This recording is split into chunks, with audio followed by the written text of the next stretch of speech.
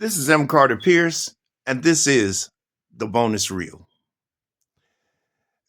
I'm just still awestruck with the chaos and confusion that's affecting everyday Americans' lives, in particular, the 42 million Americans who are still waiting on SNAP payments to be cleared, the audacity of the federal government and the USDA asking for the money that was dispersed to be given back, which, thank God, a federal court uh, paused that and said, no, that's not going to happen. Some good news is that the First Circuit, late Sunday night, the First Circuit Court of Appeals denied Donald Trump, which kicked off the clock on Ketanji Brown Jackson's stay of 48 hours. It's in the Supreme Court's hands now whether they want to take the case up. Will they or won't they? Me personally, I have a problem thinking that the courts are going to side with Donald Trump and starve out 42 million constituents. But then this court has fooled us before, haven't they? From Roe v. Wade on, from Citizens United forward, they have changed the rules. Meanwhile, Donald Trump had another bash at Mar-a-Lago this weekend. He's partying hard while the people that he's supposed to be taking care of are starving and looking at increased health insurance bills that are doubling, tripling, and quadrupling. You know, if you ask me, and of course I know they won't, but if you ask me, Donald Trump owes every American $2,000 just for pain and suffering, for having to take cash from other things that they don't have in order to buy food. $2,000 stimulus check. Well, let's get real about that, because we haven't taken in trillions in tariffs. We haven't taken in trillions like he claims. At best, maybe 300 million. At best. But trillions? No.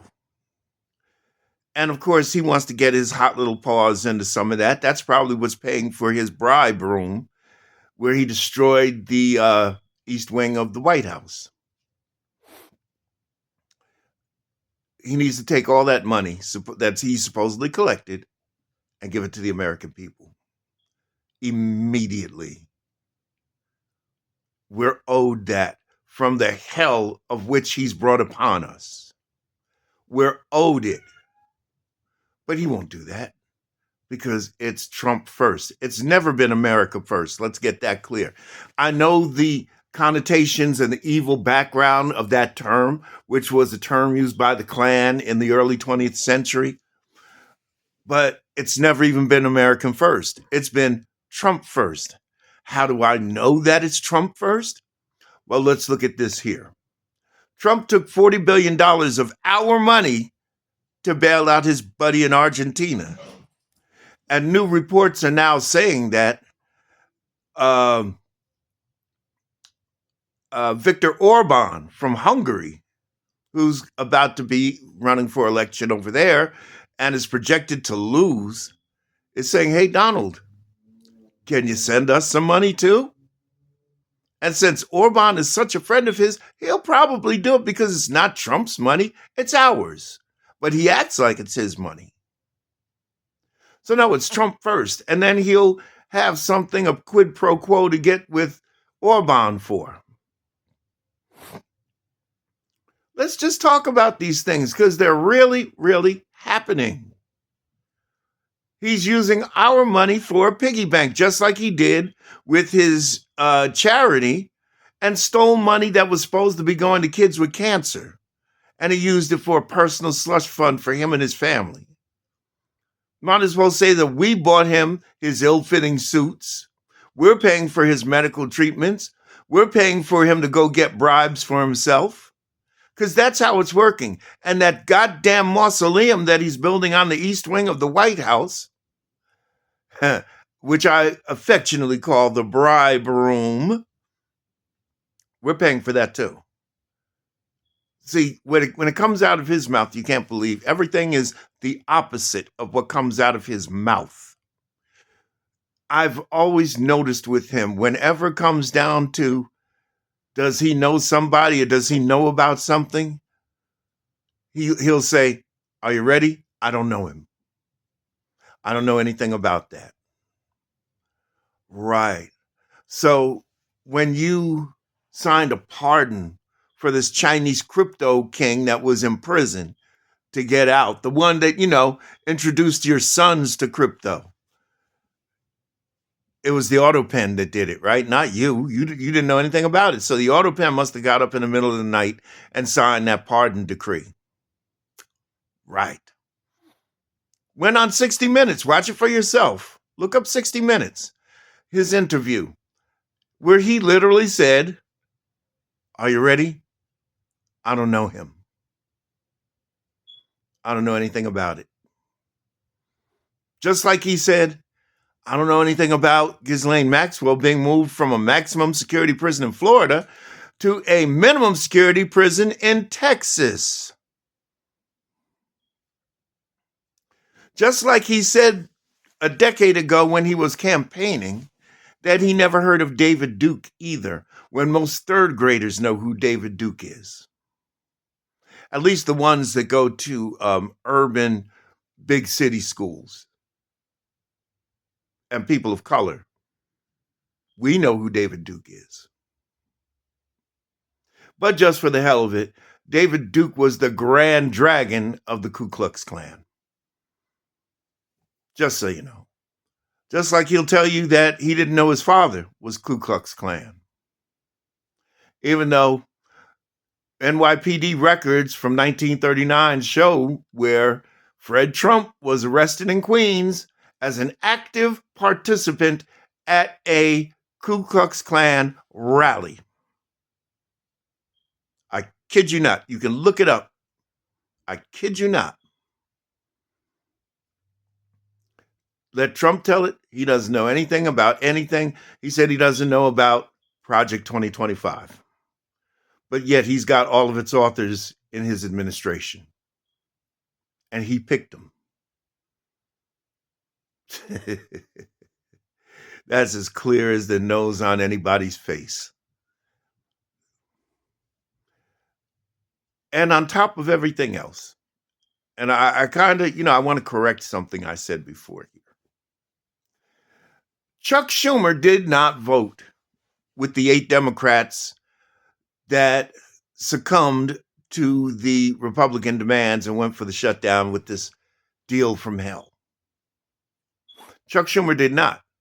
But Chuck Schumer is still responsible and weak because he should have corralled them together and said, "We're going in as one and we're not caving in."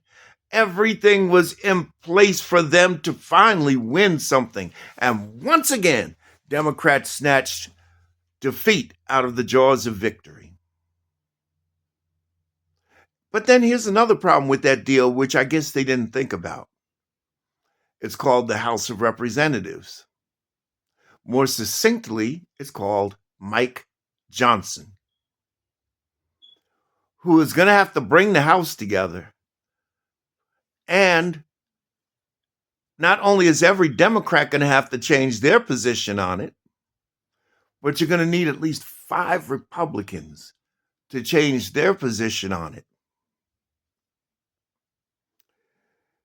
Mike's not happy about that. And on top of it, here's the cherry on top. When he brings the House together, he's got to swear in Annalita Gravajo. And that will be the 218th signature on the discharge petition and will kick in an automatic vote to release the Epstein files, which he doesn't want to get anywhere near. So what we have to rely on now, and it's scary to me, We have to rely on the courts. We have to rely on the Supreme Court to say, we're not going to take up this case. We're not granting a writ of certiorari, which will force Donald Trump to pay the SNAP benefits that he was ordered to pay, and Americans can eat. You know, I heard the attorney from Democracy Forward argue before Judge McConnell, and she said, it's a shame that in America, we have to go to court to force an order to get the president, and I use that term loosely, the president to feed the people. But remember, it's not America first here. It's not democracy first. It's Trump first. What he wants, when he wants it, he never loses. When he can get his way, he will. And if he can't get it legitimately, he'll take it. He'll steal it. Late in the night on Sunday, he pardoned 77 people, including Sidney Powell, Rudy Giuliani, and many of the people that were involved in the fake elector scheme.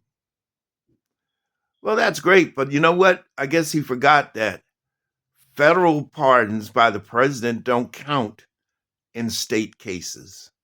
So they still got criminal charges to deal with, and he can't get them out of it. So that was another wasted effort. But again, it's Trump first, not democracy first or America first. It's Trump first. What benefits him, he'll do.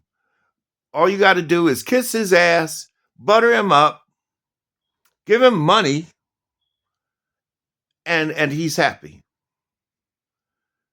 Let me ask you this question.